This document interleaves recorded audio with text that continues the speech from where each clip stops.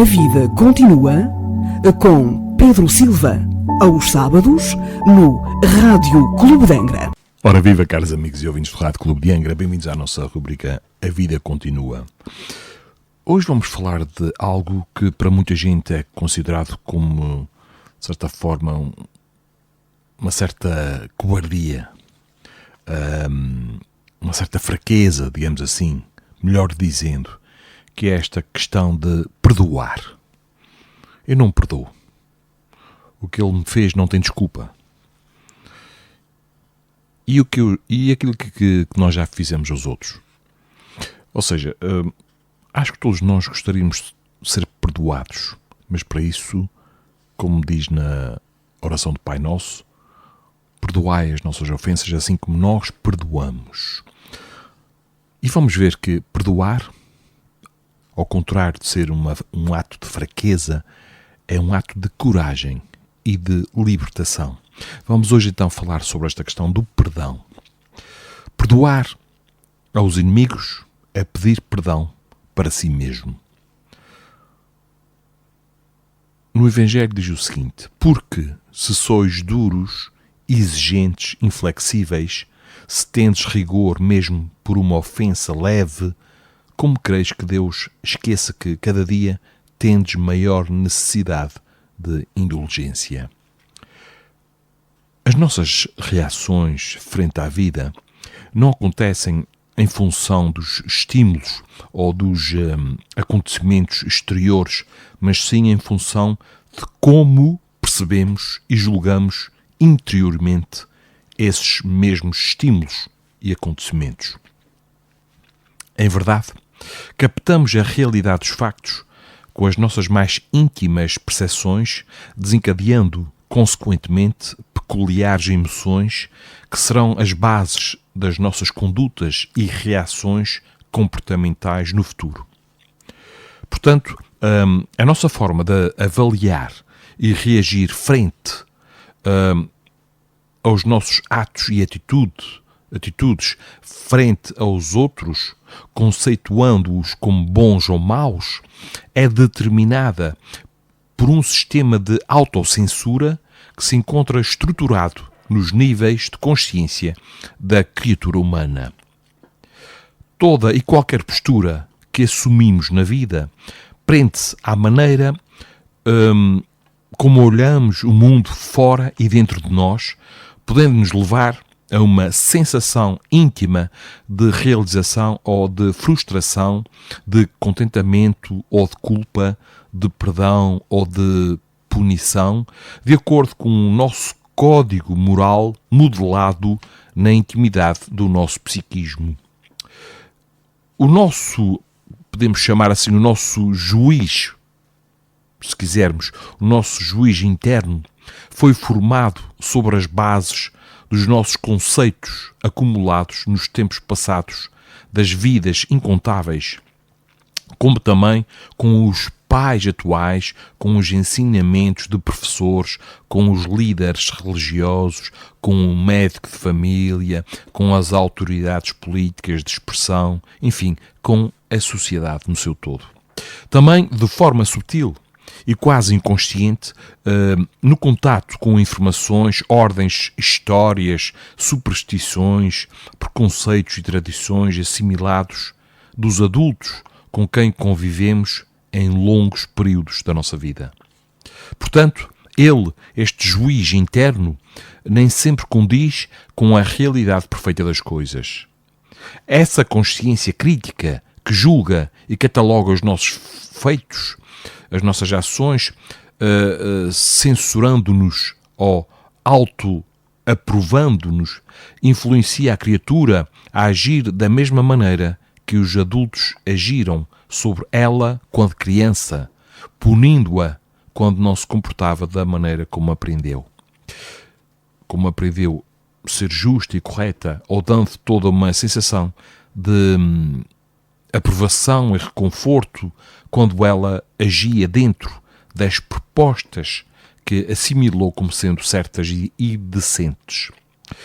A gênese do não perdão, nós próprios está baseado no tipo de informações e mensagens que acumulamos através das diversas fases da evolução da nossa existência de almas imortais. Podemos experimentar culpa e condenação, perdão e liberdade, de acordo com os nossos valores, com as nossas crenças, com as nossas normas e regras vigentes, podendo variar de indivíduo para indivíduo, conforme o seu país, conforme o sexo, a raça, a classe social, a formação familiar e também, aqui neste caso, a fé religiosa. E entendemos assim que, para atingir o auto-perdão, é necessário que a criatura reexamine as suas profundas crenças sobre a natureza do seu próprio ser, estudando as leis da vida maior, bem como as raízes da sua educação da infância atual.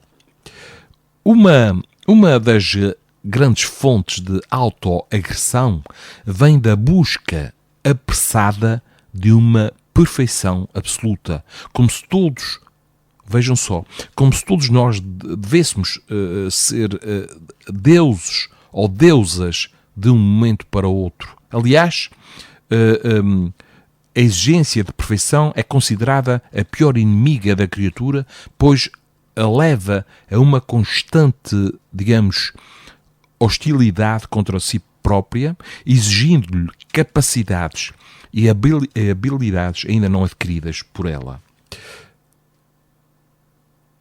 Se padrões muito severos de censura foram estabelecidos por pais perfeccionistas à criança, ou se lhe foi imposto um senso de justiça implacável entre regulamentos disciplinadores e rígidos, provavelmente ela se tornará um adulto inflexível e irredutível para com os outros e consigo própria.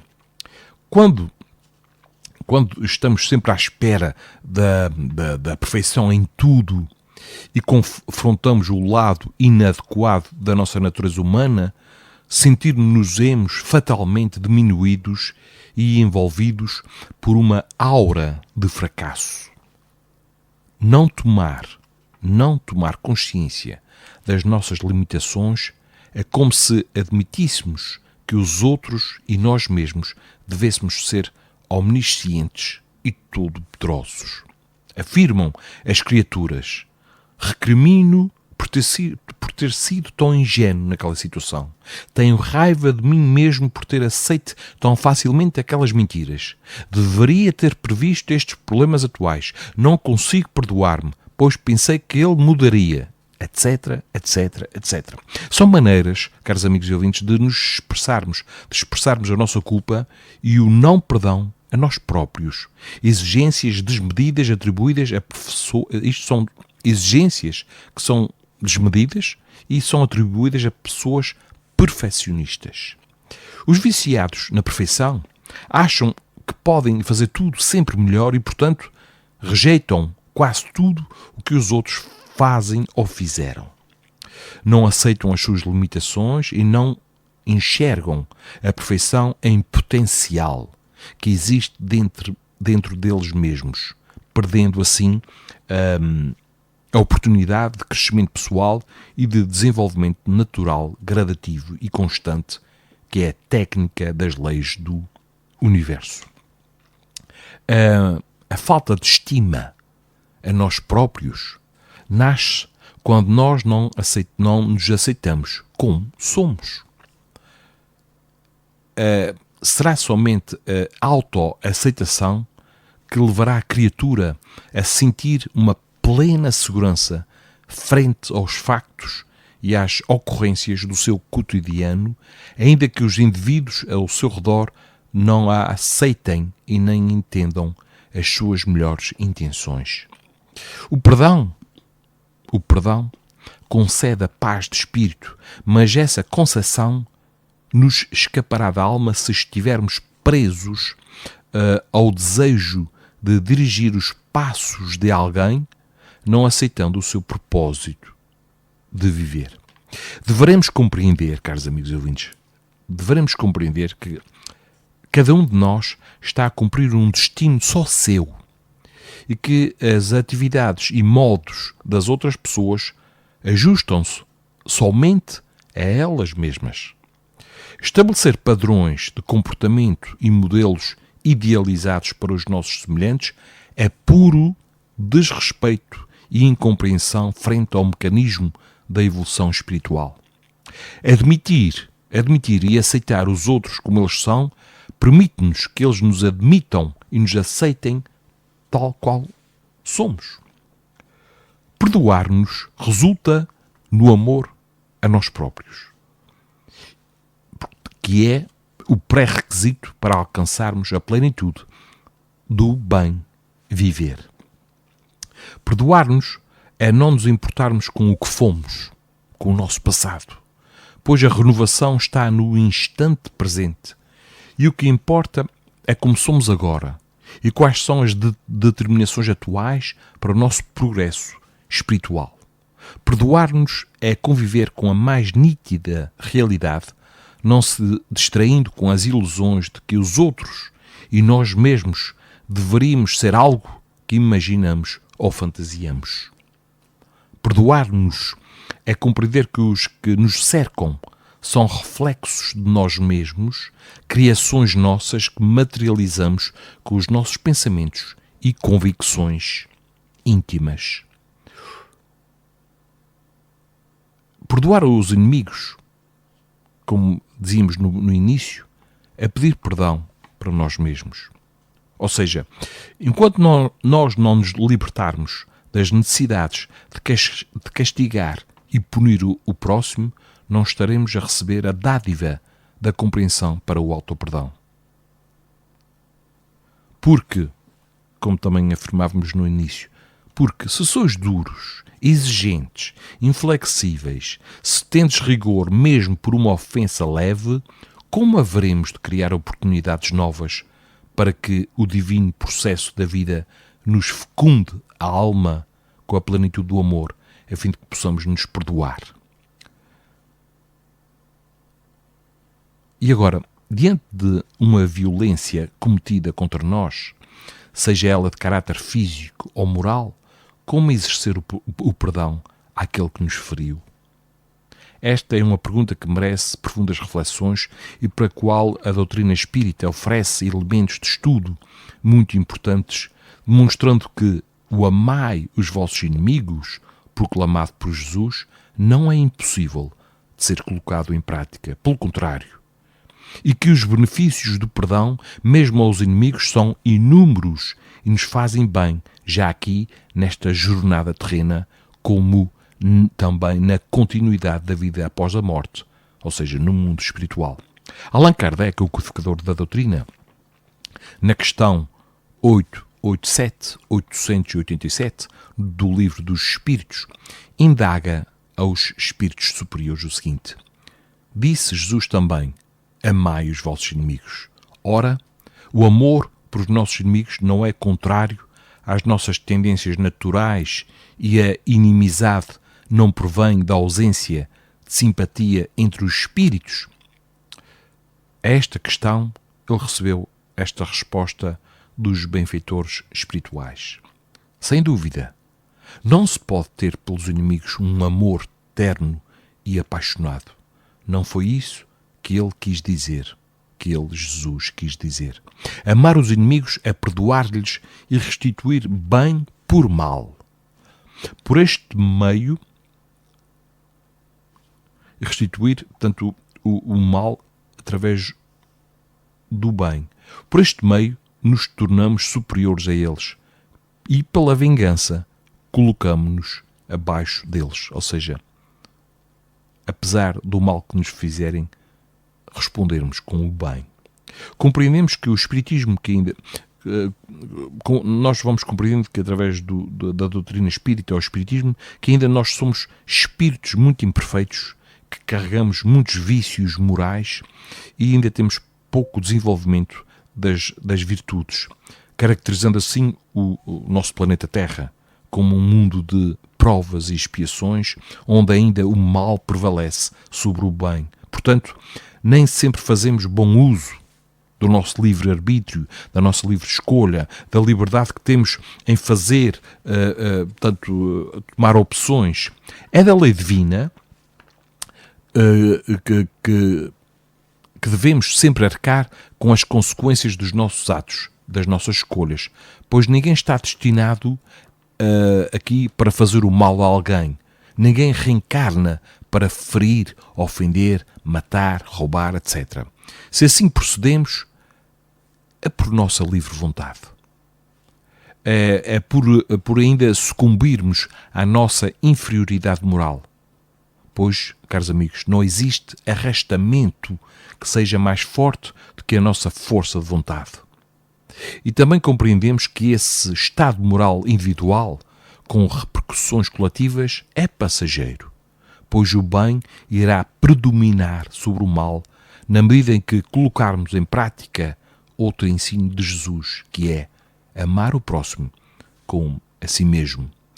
Mas como alcançar esse novo patamar do progresso se ainda nos comprazemos em odiar, magoar, ferir? Ou se ainda afirmamos nunca perdoarei?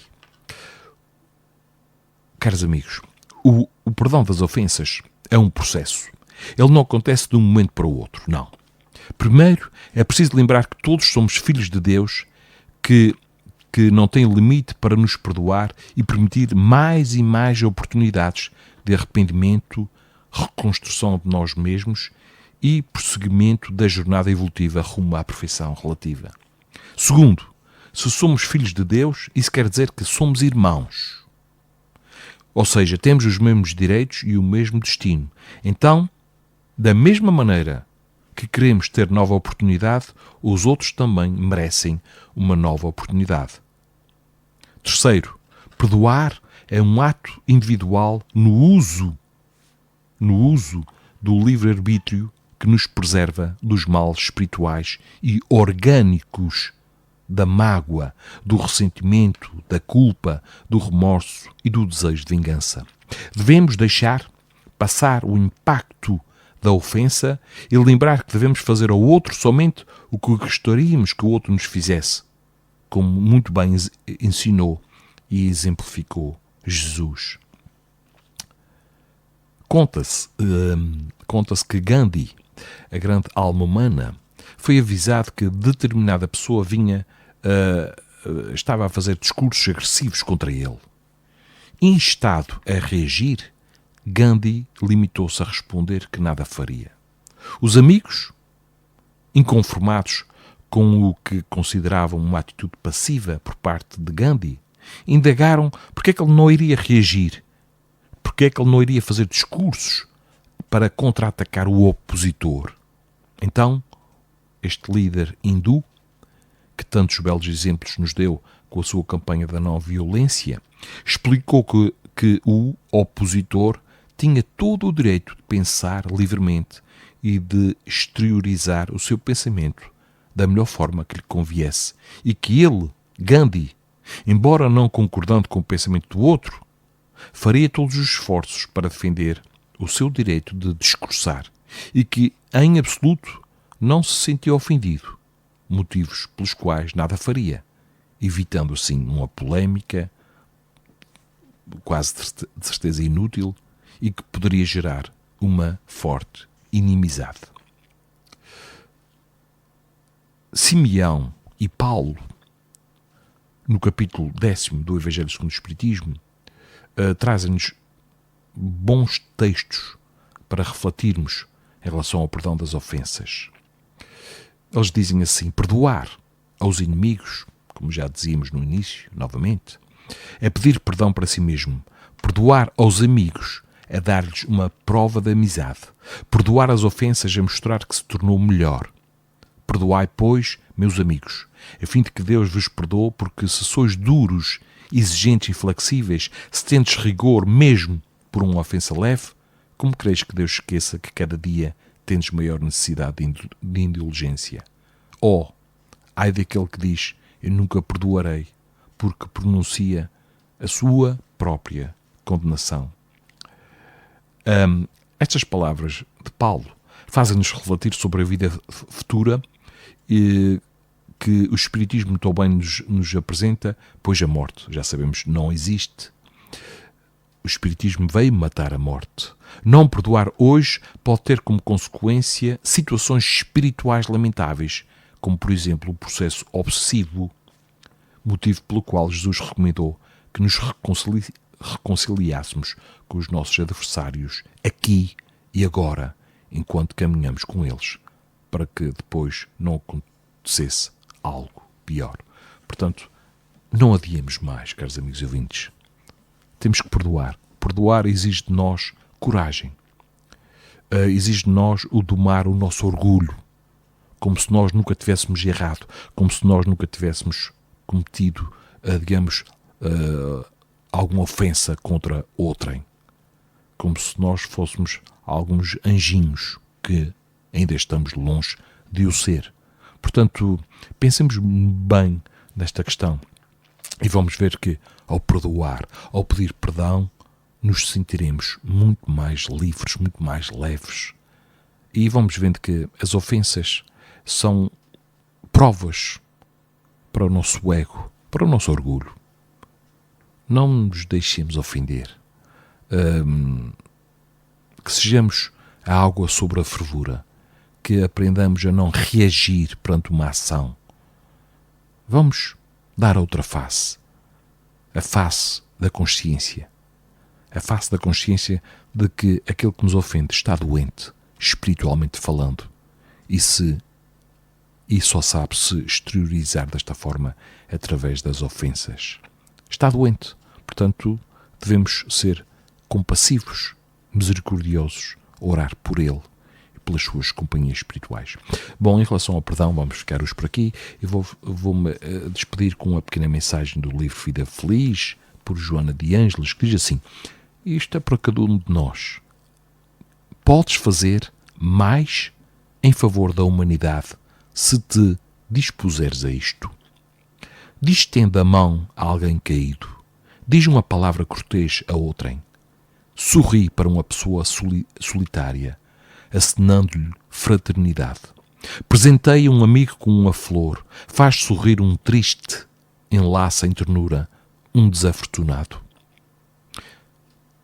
Existem moedas de amor que valem mais do que os tesouros bancários, quando endereçadas no momento próprio e com bondade. Ninguém dispensa um amigo, nem desdenha um gesto socorrista. Disputa a honra de ser construtor do mundo melhor e de uma sociedade mais ditosa. Agora sim, caros amigos e ouvintes, ficamos por aqui. Me despeço de todos vós, foi um prazer estar na vossa companhia. Marcamos encontro para o próximo sábado. Até lá, uma excelente semana de convívio, de descanso, de trabalho, de estudo e de autoanálise.